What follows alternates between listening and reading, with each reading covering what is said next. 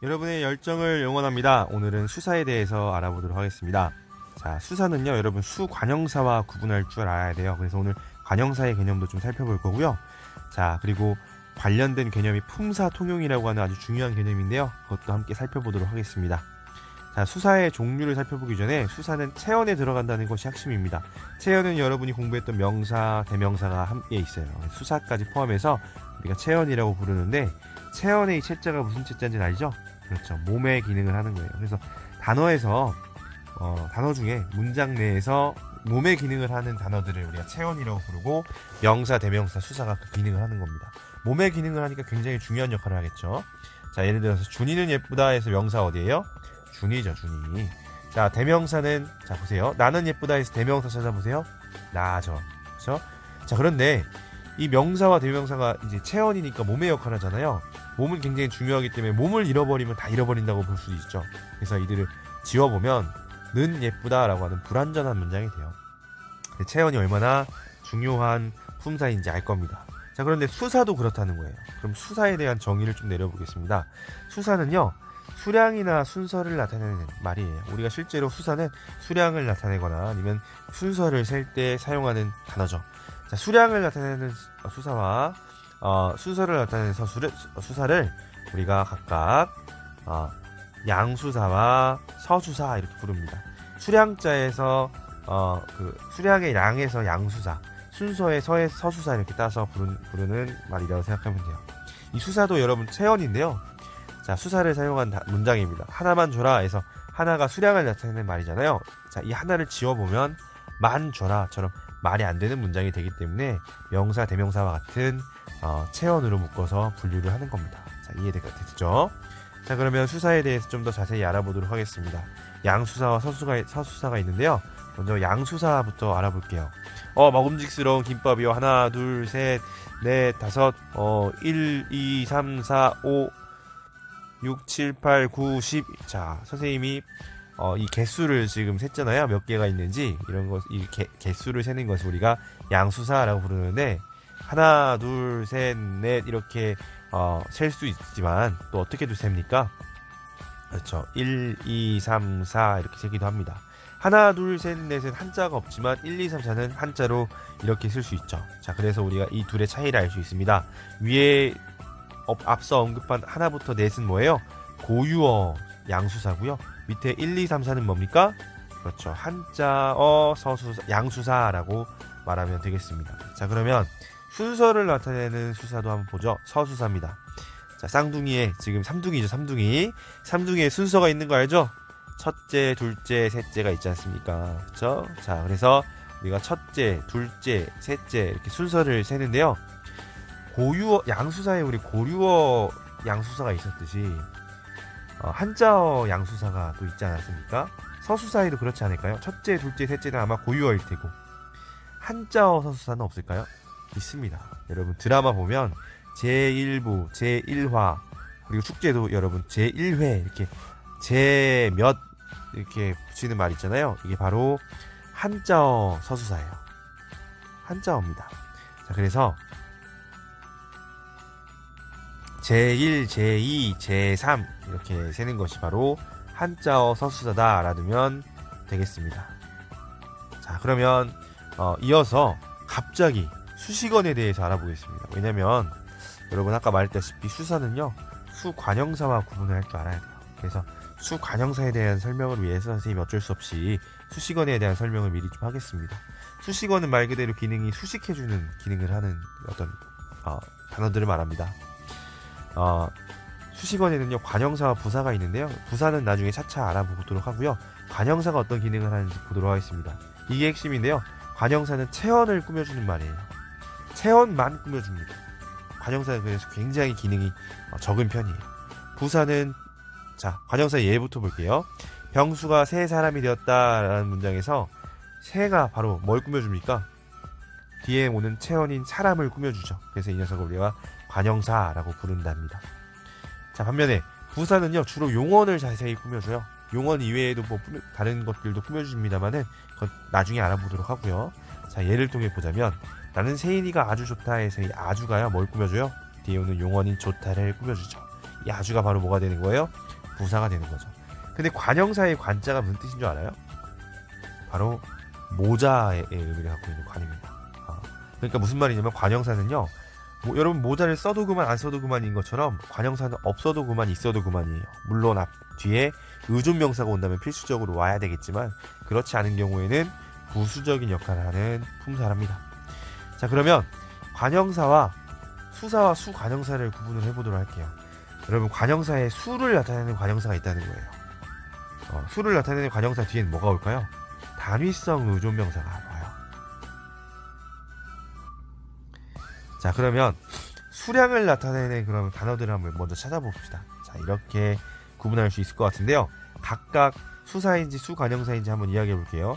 학생 둘이, 이것은 여러분 수사입니다. 그럼 사과 3개는 뭘까요? 수관형사입니다. 선생님 너무 쉽게 지금 이야기를 하고 있어요. 몇 사람이나 올 수 있어 해서 몇은 뭘까요? 수관형사고요. 몇이 오는 줄 알아야 해서 몇은요? 똑같은 몇인데 수사입니다. 세넷만 나를 도와주면 좋겠는데 세넷은요? 수사인데요. 서너 명 도와줄 사람 똑같이 서너 3, 4의 의미인데 얘는 수관형사예요. 자, 어떤 차이가 지금 이렇게 품사를 구분하게 만들었는지 아주 간단한 차이입니다. 여러분 보세요. 뒤에 환경을 봅시다. 수사부터 볼게요. 수사들부터 볼게요. 수사들 뒤에는 지금 뭐가 왔어요? 이, 만, 이, 이거 다 뭐예요? 조사가 오죠. 그쵸? 왜냐면 수사는 아까 뭐라고 했습니까? 체언이기 때문에 체언 뒤엔 뭐가 와야 돼요? 조사가 와야 됩니다. 그래서 뒤에 조사가 오면 얘는 체언이니까 수사로 보고요. 수관형사는 뭘 꾸며주는 거라고 했어요? 관형사는 뭘 꾸며준다고 했어요? 뒤에 오는 명사를 꾸며준다고 했죠? 단위성 의존명사를 꾸며줍니다. 그래서 개, 사람, 명 다 뭐예요? 단위성 명사이기 때문에 이런 식으로 정리하면 되겠어. 수관형사 뒤에는 체언, 특히 단위성 의존명사가 온다라고 생각하면 되겠고요. 수사 뒤에는 조사가 붙어야 아예 옆에 붙어서 나옵니다. 그렇게 수사와 수관형사를 구분할 줄 알면 되겠습니다. 자, 어려운 게 아니었어요. 자, 그런데 여러분 여기다가 덧붙여서 품사 통용이라는 개념도 알아야 돼요. 자, 품사 통용이라는 것은 무엇이냐면요, 형태가 동일해요. 하지만 여러 가지 품사로 쓰일 수 있는 단어를 우리가 품사 통용이라고 해요. 실제로 국어사전에 보면은 첫째라고 하는 단어가요, 이렇게 다양한 품사로 쓰일 수 있음이 나옵니다. 자, 첫째라고 하는 형태는 동일하지만 품사가 이렇게 다양하게 쓰인다는 거죠.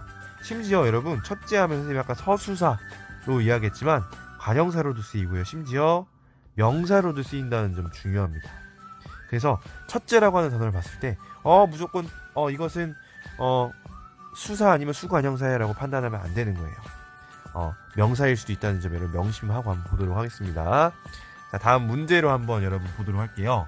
밑줄 친 단어, 밑줄이 아니라 선생님 굵은 글씨로 그냥 표시했는데요. 품사를 각각 써보도록 하겠습니다.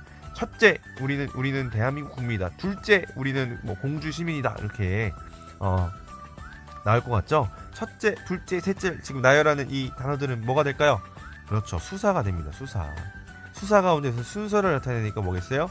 서수사가 될 겁니다. 그렇죠? 경호는 사과 하나를 먹었다 라는 문장에서 하나는 뭐가 될까요? 자, 뒤에 뭐가 왔어요? 조사가 왔잖아요. 그럼 얘는 뭐가 되는 거야? 체언이 되는 거죠. 그러니까 뭐가 되는 거예요? 수사고요. 자, 양을 나타내는 거니까 뭐가 돼요? 양수사가 됩니다. 자, 3번. 나는 우리 집의 첫째이다. 뒤에 조사 왔네? 그죠? 그리고 앞에 첫째, 이거 체언이겠습니다. 체언의 첫째니까 뭐예요? 서수사다 라고 생각하면은 여러분, 이 문제는 틀리게 되는 겁니다. 여러분, 이 문제는 첫째는요, 아까 말했다시피 품사 통용에 의해서 명사로 쓰이고 있는 예예요.